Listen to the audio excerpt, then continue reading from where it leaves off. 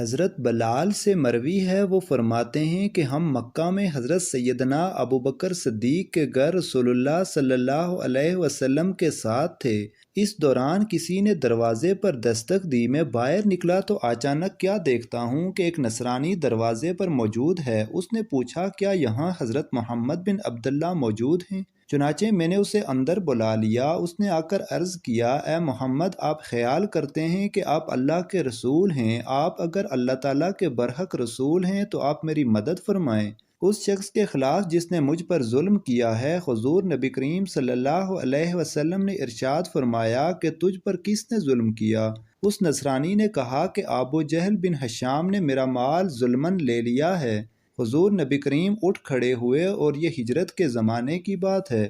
حضرت بلال فرماتے ہیں، ہم نے عرض کیا، یا رسول اللہ صلی اللہ علیہ وسلم، یہ ابو جہل کے کلولہ کرنے کا وقت ہے، تو اس وقت آپ کا جانا اس پر کہیں شاک نہ گزرے، اور ہمیں ڈر ہے کہ کہیں وہ غضبناک نہ ہو جائے اور کہیں وہ آپ کو اذیت نہ پہنچائے۔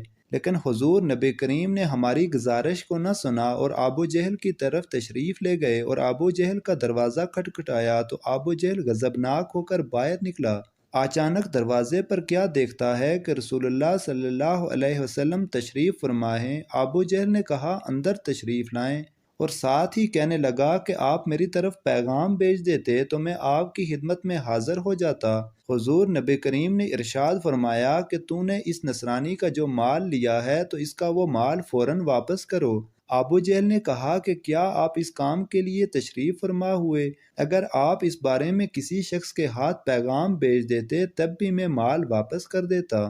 رسول اللہ نے فرمایا، بات کو طویل نہ کرو اور تم اس نصرانی کا مال اس کو واپس کرو۔ ابو جہل نے اپنے غلام سے کہا کہ اس نصرانی کا جتنا مال تو نے لیا ہے فوراً اس کو نکال کر اس کے حوالے کرو۔ حضور نبی کریم صلی اللہ علیہ وسلم نے ارشاد فرمایا کہ اے آدمی، کیا تیرا مال تجھ تک پہنچ گیا ہے؟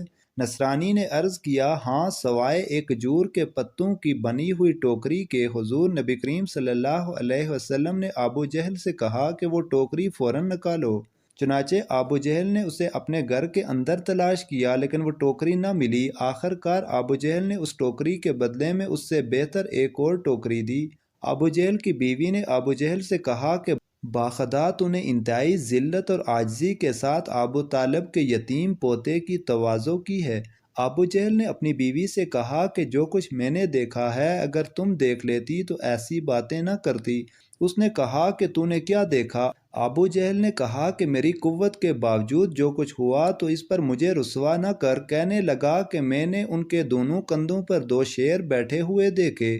جب بھی میں ارادہ کرتا کہ کہوں کہ میں مال واپس نہیں کرتا تو قریب تھا کہ وہ دونوں مجھے پھاڑ کھاتے۔ اس ڈر کے مارے میں نے ان کی عزت کی۔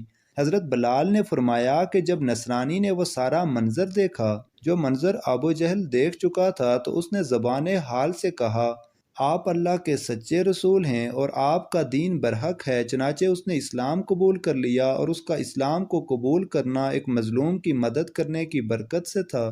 مزید اچھی ویڈیوز دیکھنے کے لیے چینل کو سبسکرائب کریں۔ جزاک اللہ۔